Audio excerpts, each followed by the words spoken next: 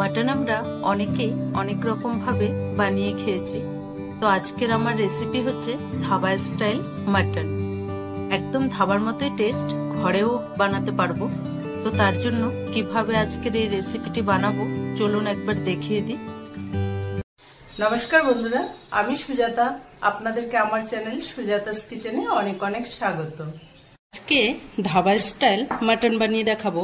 তার জন্য এখানে নিয়েছি 1.5 কিলো মাটন, ভালো করে পরিষ্কার করে ধুয়ে রাখা আছে। এখানে 3টে বড় সাইজের পেঁয়াজকে একদম পাতলা করে এইভাবে কেটে রেখেছি। নিয়েছি 3টে টমেটো, পাতলা পাতলা করে কেটে রেখেছি। প্রথমেই একটা মশলা বানিয়ে নেব। তার জন্য এখানে কিছুটা শুকনো লঙ্কা নিয়েছি,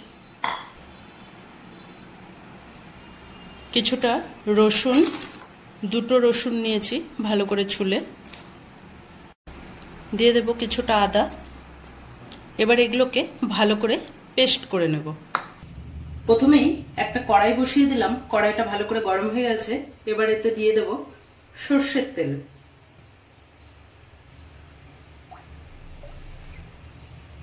তেলটা গরম হতে হতে এখানে নিয়ে নিয়েছি কিছু গোটা মশলা। তাতে আছে সাদা জিরে, 3টে তেজপাতা, 2টো শুকনো লঙ্কা, আছে একটা কালো এলাইচি, কিছুটা সাদা এলাইচি, অল্প লবঙ্গ, একটা জাবেত্রী, আর আছে 2 টুকরো দারচিনি, আর আছে কিছুটা গোলমরিচ। তেলটা ভালো মতো গরম হয়ে গেছে। এবার আমি এখানে যে গোটা মশলাগুলো নিয়েছি তার মধ্যে ইলাইচিগুলোকে একটু ভালো করে ফাটিয়ে দিয়েছি। এবার সব মশলাগুলো তেলে দিয়ে দেব।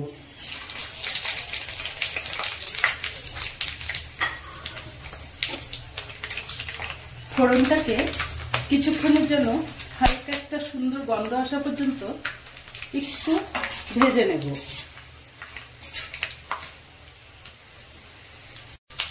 ফোড়নটা ভালো মতো ভাজা হয়ে গেছে। এবার দিয়ে দেব পেঁয়াজগুলো।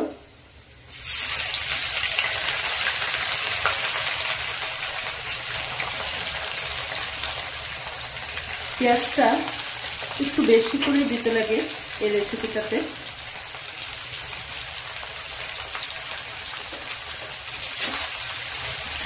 পেঁয়াজটা একটু হালকা কালার আসা পর্যন্ত একটু নেড়ে নেব।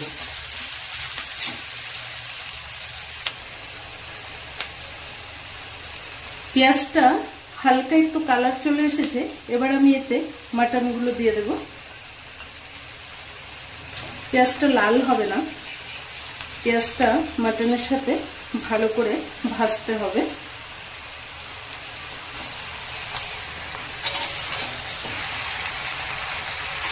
পেঁয়াজের সাথে মাটনটাকে ভালো করে একটু ভাজতে থাকবো, তাহলে পেঁয়াজের ফ্লেভারটা মাটনের মধ্যে খুব সুন্দর আসবে।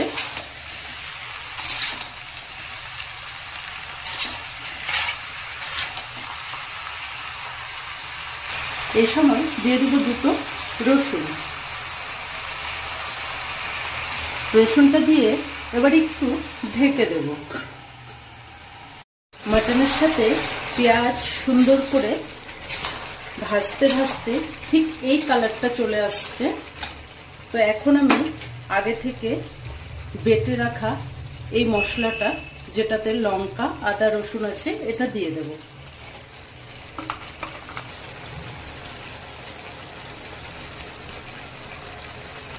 মশলাটা দিয়ে এবার ভালো করে নাড়তে হবে। পেঁয়াজের সাথে মাংসটা যত ভালো করে ভাজা হবে, মাংসের ফ্লেভারটা খুব ভালো আসবে।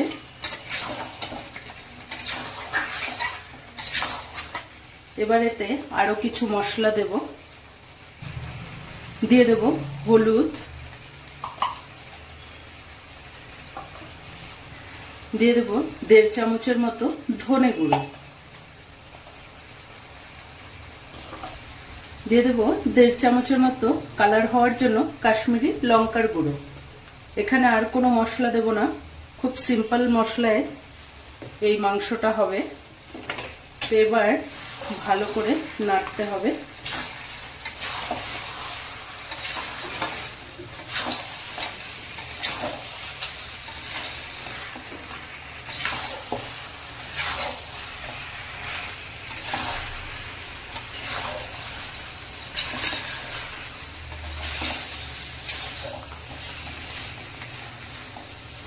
এবার আবার কিছুক্ষণ ঢেকে রেখে দেব, 10 থেকে 15 মিনিট আবার ঢেকে দেব।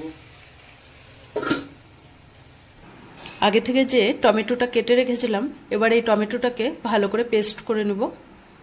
মশলাটা দেওয়ার পরে আরো 10 মিনিট আমি ভালো করে কষে নিয়েছি, তাতেই কত সুন্দর একটা কালার এসেছে দেখুন।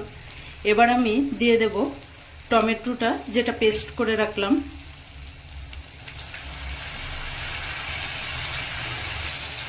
এবার আরো কিছুক্ষণ ভালো করে কষতে হবে। এই মাটনে তেল বেশি লাগে না, একটু হালকা চর্বির টাইপের মাংস নিতে লাগে, তাহলে সেটার থেকেই সুন্দর মতো তেলটা বেরিয়ে যাবে। এখানে আমি 100 গ্রামের মতো তেল ইউজ করেছি। তো এবার আরো কিছুক্ষণ ভালো করে কষে নেব, যতক্ষণ না টমেটোর কাঁচা গন্ধটা চলে যায়। আরো এবার 10 থেকে 15 মিনিট করে ঢেকে রাখবো। ঢেকে ঢেকে মাঝে মাঝে একবার করে নেড়ে দিতে হবে। মশলাটা দেওয়ার পরে কিছুক্ষণ পর পর এটা ভালো করে নাড়তে হবে। দেখুন কত সুন্দর একটা কালার এসেছে, কিন্তু মশলা দেওয়ার পরে 2-3 মিনিট পর পরই না নাড়লে এটা নিচে লেগে যাওয়ার ভয় থাকবে। তো এভাবে এটাকে আরো কিছুক্ষণ ঢেকে ঢেকে কষাতে হবে। এখানে এক টুকরো জায়ফল নিয়েছি, একটা গোটার আধা, এখান থেকে অল্প ক্রাশ করে এর মধ্যে এবার দিয়ে দেব।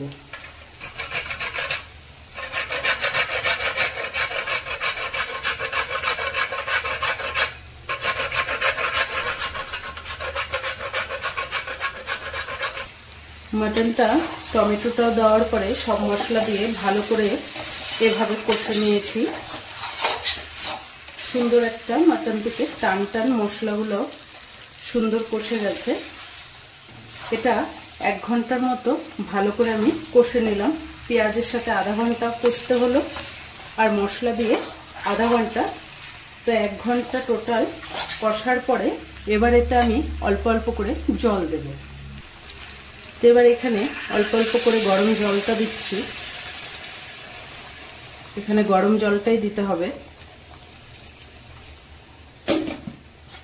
হাতে টাইম না থাকলে আপনারা এই সময় জলটা দিয়ে কুকারে 3টা থেকে 4টা সিটি লাগিয়ে নিতে পারেন, আর না হলে আধা ঘন্টার মতো এটাকে ঢেকে সেদ্ধ করতে হবে।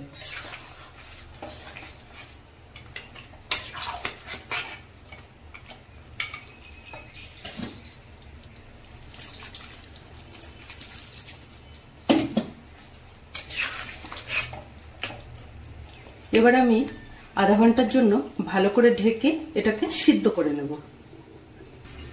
তরকারিটা 30 থেকে 40 মিনিট সুন্দর করে আমি ঢেকে রেখেছিলাম। তো দেখুন কত সুন্দর মাটনটা একদম সেদ্ধ হয়ে গেছে।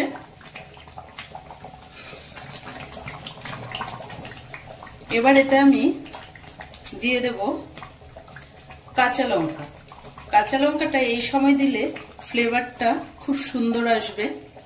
সাথে দিয়ে দেব ধনেপাতা।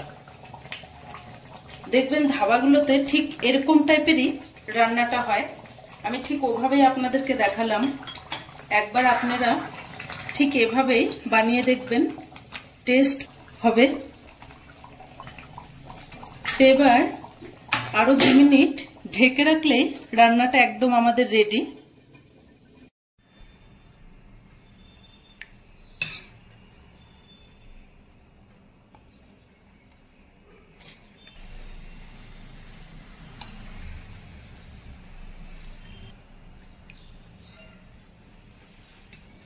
আজকের এই মাটন ধাবা স্টাইলের রেসিপিটা আপনাদের কেমন লাগলো কমেন্ট করে জানাবেন। ভালো লাগলে চ্যানেলটাকে লাইক, শেয়ার, সাবস্ক্রাইব করে দেবেন। ধন্যবাদ।